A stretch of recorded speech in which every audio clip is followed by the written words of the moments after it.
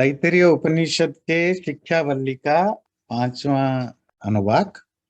ऋतं च स्वाध्याय प्रवचने च सत्यं च स्वाध्याय प्रवचने च तपश्च स्वाध्याय प्रवचने च दमश्च स्वाध्याय प्रवचने च शमश्च स्वाध्याय प्रवचने च अग्नयश्च स्वाध्याय प्रवचने च अग्निहोत्रं च स्वाध्याय प्रवचने च अतिथयश्च स्वाध्याय प्रवचने च मानुषं च स्वाध्याय प्रवचने च प्रजा च स्वाध्याय प्रवचने च प्रजनश्च स्वाध्याय प्रवचने च प्रजातिश्च स्वाध्याय प्रवचने च सत्यमिति रथवचा राथितरः तप इति तपोनित्यः पौरुषेष्टिः स्वाध्याय प्रवचने एवेति नाको मौद्गल्यः तद्धि तपस्तद्धि तपः इति नवमोऽनुवाकः। ये जो अनुवाक हम पढ़ रहे हैं इसमें एक चीज आप नोट कर रहे हैं, शुरू के अलग अलग शब्द हैं पर आखिर के सारे वाक्य सेम है, स्वाध्याय प्रवचन। तो इसका मतलब है ये स्वाध्याय और प्रवचन से रिलेटेड मंत्र है। स्वाध्याय का ग्लोरिफिकेशन, स्वाध्याय सेल्फ स्टडी जिसको आप कहते हैं, खुद पढ़ना, और प्रवचन दूसरों को बताना। इसको पढ़ने के बाद आपको समझ में आएगा कि हमारे पूर्वज ऋषि मुनि या हमारे शास्त्र कितना इंपॉर्टेंस देते हैं शास्त्रों के पढ़ने में और पढ़ाने में, है ना। कभी कभी हमें ये गलतफहमी होती है कि मैं तो सन्यासी हो गया, अब मुझे पढ़ने की क्या जरूरत है। किसी को लगता है मैं बड़ा ज्ञानी हो गया, अब मुझे पढ़ने की क्या जरूरत है। किसी को लगता है देखो मैं तो कितनी चैरिटी करता हूँ, दूसरों का भला करता हूँ, दिन रात 24 घंटे सोशल सर्विस में बिजी हूँ, ये पढ़ने लिखने का काम उनका है जो बेकार बैठे हैं, मुझे क्या पढ़ना लिखना, मैं तो बहुत कुछ अच्छा काम कर रहा हूँ। कोई कहता है देखो मैं मेडिटेशन में हूँ, ये करता हूँ, घंटों मेडिटेशन बैठता हूँ, मुझे ये शास्त्र पढ़ने की क्या जरूरत है। ये वो पढ़ते हैं जिनका जो कुछ करते धरते नहीं है, हम तो देखो करते हैं। जो यज्ञ करते हैं, अग्निहोत्र करते हैं, सुबह शाम पूजा पाठ करते हैं, वो भी नहीं पढ़ते हैं। उनको भी कहना ये ज्ञान में क्या रखा है, भक्ति करो, पूजा करो, उपासना करो। ये जितने भी मैं आपको सुना रहा हूँ ये सब आज की डेट में भी हो रहा है, आपके आसपास भी हो रहा है, हमारे सामने भी हो रहा है, हमारे आसपास भी यही बहाने हैं। मतलब मानो अगर आपने कुछ अच्छा काम कर लिया तो अब पढ़ने लिखने की जरूरत नहीं। शायद ये आज का प्रॉब्लम नहीं, ये ह्यूमन नेचर है। इसीलिए ऋषि इस पूरे के पूरे एक तरह के चैप्टर है, उसमें उन सब चीजों को कोट कर रहा है कि आप कुछ भी करो लाइफ में, पढ़ना लिखना स्वाध्याय करना, खुद अपने आप शास्त्रों को पढ़ो, और जब ठीक ठीक समझ जाओ, इम्प्लीमेंट कर लो, तो फिर जब मौका मिले दूसरों को भी बताओ। ये बड़ा जरूरी है। खुद पढ़ो समझो, और जब पढ़ाई समझ में हो जाए तो जहां मौका मिले किसी को बता दो। रीतम च स्वाध्याय प्रवचने च, आप अगर रीत का पालन करते हो तो भी स्वाध्याय और प्रवचन करते रहना। रीत क्या किसको कहते हैं? रीत और सत्य, ये दो शब्द को ध्यान रखिए। जो लॉ ऑफ नेचर है वो सब रीतम है, जो डिवाइन लॉज हैं वो सब नेचर है, वो सब रीत है। जो मैन मेड लॉ है या ह्यूमन बीइंग की जो ऑनेस्टी है वो सत्य है। जैसे सूरज प्रकाश देता है, सब चीजें दुनिया में घूमते रहते हैं, जो भी पैदा होता है नष्ट होता है। लोहे की एक प्रॉपर प्रॉपर्टी है, सोने की अपनी एक नेचर है, मिट्टी का अपना नेचर है, पशुओं के अपनी अपनी नेचर है। दुनिया में हर वस्तु का जो नेचर है, और जितने हजारों लाखों तरह के प्रकृति के जो नियम है, जो लॉज हैं, जिसके बेस पर आपकी साइंस टेक्नोलॉजी डेवलप है, इनको हम रितम कहते हैं, क्योंकि आप ये इटर्नल ट्रूथ है, इस ट्रूथ को हम बदल नहीं सकते। दूसरी भाषा में हमको डिवाइन लॉ कह सकते हैं, परमात्मा की व्यवस्था, दूसरा सत्य किसको कहते हैं? जो हमारी अपनी ऑनेस्टी, जो हमने देखा सुना जाना उसको आज इट इज बोलना, जो हमें काम मिला उसको अपने ऑनेस्टी के साथ करना, ये सत्य है। तो मंत्र कहता है तुम अगर रीत का पालन करते हो, अर्थात नेचर के साथ मिलके काम करते हो, प्रो नेचर हो, प्रो डिवाइन लॉज हो, तो भी स्वाध्याय और प्रवचन जारी रखना। तुम अगर ऑनेस्ट हो, ये मत सोचना कि मैं तो ऑनेस्ट हूँ, सत्यवादी हूँ, हमेशा सच बोलता हूँ, अब मुझे पढ़ने लिखने की क्या जरूरत है, ये नहीं। सच भी बोलते हो तो भी पढ़ाई लिखाई और दूसरों को सिखाना को मत छोड़ना। तपश्च स्वाध्याय प्रवचने च, अगर तुम तपस्या भी करते हो, तुम्हें लगे कि तो मैं तो बड़ा तपस्वी बन गया, अब मुझे पढ़ने की क्या जरूरत है, सिखाने की क्या जरूरत है, नहीं, तपस्या भी करो तो भी स्वाध्याय करो, प्रवचन करो। तुम्हें लगेगा दमह, मैं अपनी माइंड को कंट्रोल कर चुका हूं या कंट्रोल कर रहा हूं, मुझे स्वाध्याय की क्या जरूरत है और शास्त्र पढ़ने की, नहीं, तब भी स्वाध्याय करो, प्रवचन करो। समश्च, कहोगे कि मेरा मन तो शांत हो चुका है, मैं तो बिल्कुल पीसफुल माइंड में हूं, अब मुझे पढ़ने की क्या जरूरत है, नहीं, तब भी पढ़ाई करना, प्रवचन करना। अग्नयश्च, इवन तुम अग्न्याधान करते हो, अग्नि में आहुति डालते हो, यज्ञ करते हो, तो भी स्वाध्याय प्रवचन करना। अग्निहोत्र, सुबह और शाम की जो नित्य कर्म है उसको अग्निहोत्र कहते हैं, इसकी चर्चा बहुत बार किया है। तुम्हें यह अहंकार नहीं होना चाहिए कि मैं तो सुबह शाम अग्निहोत्र करता हूं, अब मुझे स्वाध्याय की क्या जरूरत है, तो भी स्वाध्याय और प्रवचन करना। अतिथयश्च, तुम्हारे घर में जो अतिथि आते हैं, अतिथि का मतलब जिनकी कोई तिथि नहीं, डेट नहीं, टाइम नहीं, अचानक आ जाते हैं। कौन आपके घर में अचानक आते हैं? जिसकी जरूरत है, जो नीड में है, वही आता है, बिना बताए फट से पहुंच जाता है। बाकी लोग तो पूछ पाछ के आते हैं, टाइम लेकर के आते हैं। तो जो नीडी व्यक्ति हैं, जो जरूरतमंद है, उनका ख्याल रखना, उनको रेस्पेक्ट करना, उनको जो भी जरूरत, आपकी सामर्थ्य के अनुसार उनको सहायता या हेल्प करना।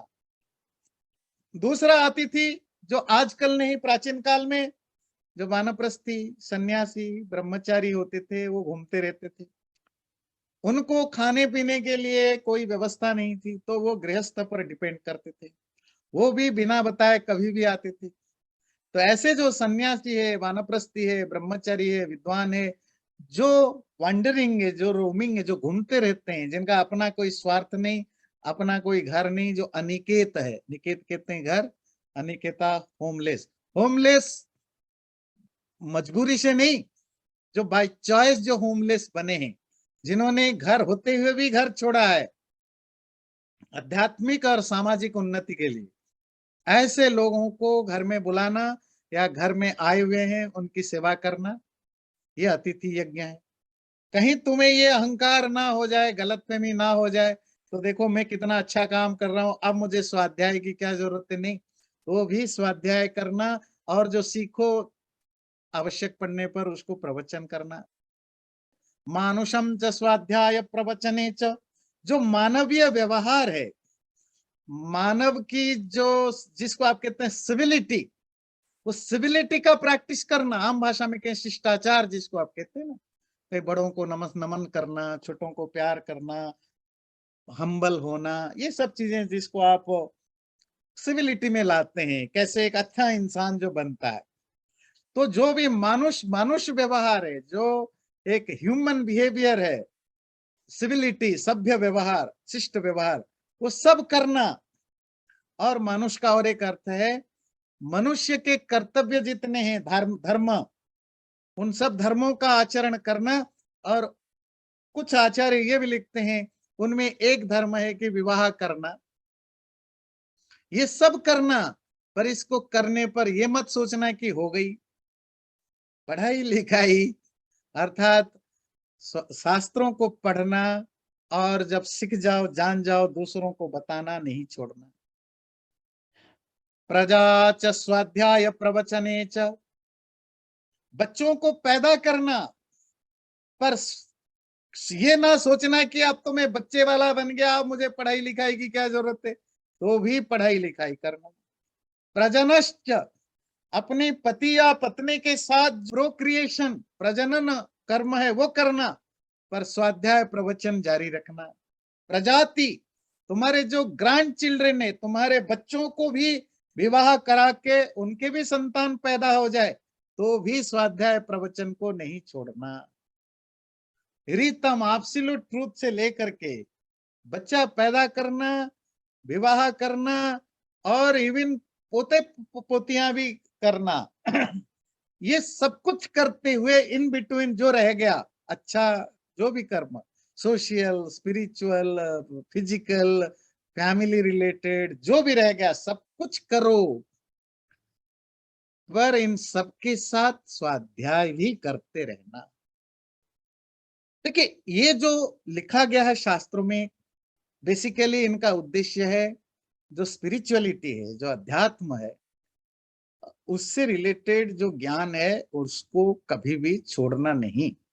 प्रैक्टिस करो ना करो, कैसे भी हालत में रहो, अपने आप को अपना एजुकेशन को, लर्निंग को अपडेट करते रहना। आप इसको, चलो आप स्पिरिचुअल नहीं भी हैं, आपको स्पिरिचुअल बुक नहीं भी पढ़ना है, तो भी अपने लाइफ में पढ़ाई लिखाई जो छोड़ देता है वो मूर्ख बन जाता है।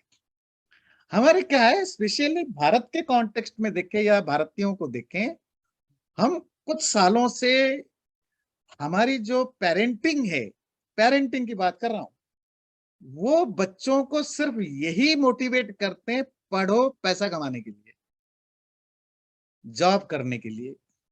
हम कभी ये नहीं बोलते कि प्रोफेशन के लिए, अच्छा बनने के लिए, या बहुत पैसा बड़ा आदमी बनने के लिए तो पढ़ो, पर सिर्फ इसीलिए मत पढ़ो।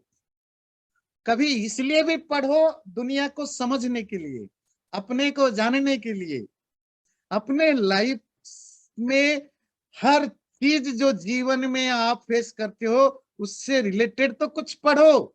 सिर्फ पैसा कमाने के लिए या प्रोफेशनली आगे बढ़ने के लिए ही क्यों पढ़ते हो? और जब प्रोफेशनली आप सक्सेसफुल हो जाते हो, पढ़ना बंद कर देते हो, जब मिल गया पढ़ाई खत्म। जो भी जो भी मन करे, हिस्ट्री मन करे हिस्ट्री पढ़ो, ज्योग्राफी मन करे ज्योग्राफी करो, वेद मन करे वेद पढ़ो। अपने ज्ञान को बढ़ाना जरूरी है, और ये कब तक? मरते दम तक। ज्ञान का कोई एंड नहीं है। जो तुम्हारा इंटरेस्ट है, जिसमें तुम्हारा झुकाव है, उनको पढ़ो। पर उपनिषद तो स्पिरिचुअलिटी की बात करता है, और तुम अगर स्पेशली अध्यात्म की ओर जाना चाहते हो, धर्म की ओर जाना चाहते हो, तो ये सब कुछ करने पर भी तुम्हें पढ़ना तो पड़ेगा ही पड़ेगा। और आयरनी है, हम सबके सब 90% जो स्पिरिचुअल, सो कॉल्ड स्पिरिचुअल है, किसी के घर में एक बुक नहीं मिलने वाला। दो चार बाबाओं का प्रवचन सुन लिया जी, हो गया जी, मैं तो जी कल मैं हो गया, अब तो मुझे मुक्ति का सादा रास्ता मिल गया। आप समझ रहे हैं आपके शास्त्र क्या कहते हैं? सत्यमिति सत्यवचा राथितरः। राथितर नामक का एक ऋषि जो हमेशा सत्य बोलते हैं, उन्होंने कहा नहीं, आप लाइफ में कुछ भी करो, सत्य को जरूर जोर देना, सत्य को नहीं छोड़ना। स्वाध्याय प्रवचन की बात नहीं, सत्य पर जोर दो। एक दूसरे ऋषि हुए पौरुषिष्टि। पौरुषिष्टि जो तपोनित्य, हमेशा तपस्या करते हैं, वो कहते हैं नहीं, कुछ भी करो लाइफ में तपस्या करो।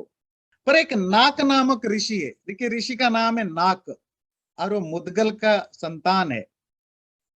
तो मौदगल्य, मुदगल के संतान नाक कहते हैं स्वाध्याय प्रवचन एवैति नहीं।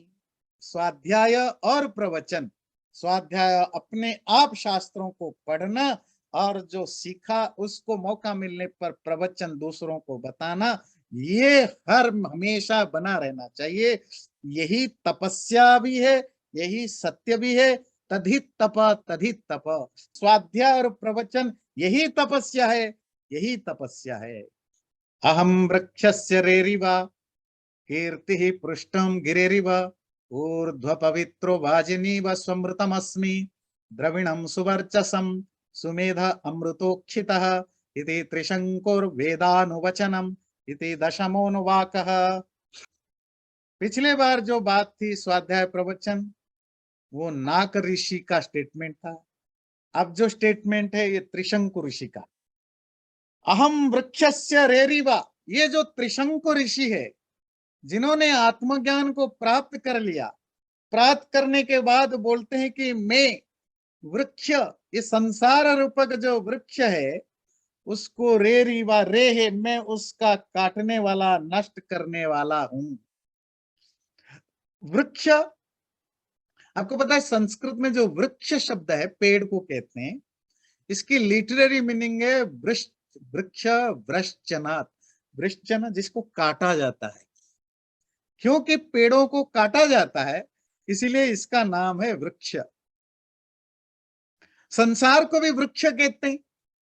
आपने वो मुंडक उपनिषद में पढ़ा, आगे श्वेताश्वेतर उपनिषद में पढ़ेंगे क्या, ये जो संसार है एक पेड़ है, उस पेड़ में दो पक्षी बैठे हैं, पढ़ा ना।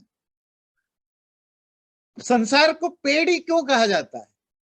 क्योंकि पेड़ जैसे कट जाता है ये संसार भी कटता रहता है, नष्ट होता है। तो त्रिशंकु ऋषि कहते हैं अहम वृक्षस्य रेरिवा, मैं इस संसार रूप का जो वृक्ष हो, जो कटता है, डिके करता है, नष्ट होता है, उसको काटने वाला हूं। मेरे लाइफ में संसार की जो कनेक्शन है उसको मैं काट दिया हूं। कीर्ति ही पृष्ठम गिरेरिव, और मेरी जो ग्लोरी है, जो यश है, वो पहाड़ की चोटी के चोटी जैसा ऊंचा हो गया है। ऊर्ध्व पवित्र, और मेरी साधना के कारण मैं इतना पवित्र हो चुका हूं, मैं ऊपर उठ चुका हूं। वाजिनीव स्वमृतमस्मि, वाजी की तरह, वाजी विद्वान को कहते भी हैं, जिसके पास वाज है, वाज मतलब ज्ञान, नॉलेज, वाज मतलब अन्न, ग्रेन। तो यहाँ ज्ञानी, मैं ज्ञानी लोगों के तरह अर्थात आत्मज्ञानी एनलाइटेंड लोगों की तरह सु अमृतमस्मि, मैं भी इमोर्टल, अमर अमर हो चुका हूं। द्रविणम सुवर्चसम, और मेरा जो द्रविण है, द्रविण जानते हैं, धन संपत्ति, धन प्रॉस्पेरिटी, और मेरा द्रविण क्या है?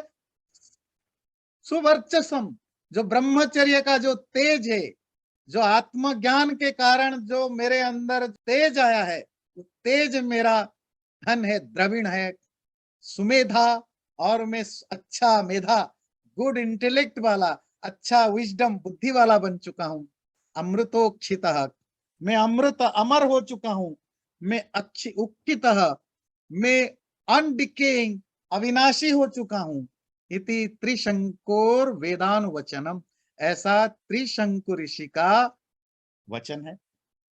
चैनल को सब्सक्राइब जरूर करें और वीडियो अच्छा लगे लाइक भी जरूर करें।